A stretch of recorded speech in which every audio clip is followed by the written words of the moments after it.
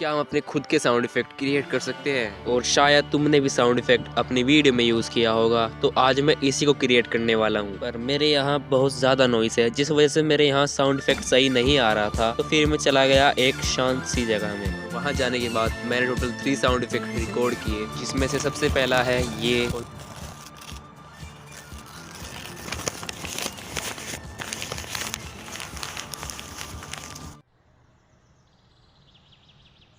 ऐसे ही और चैलेंज के लिए सब्सक्राइब कर लो।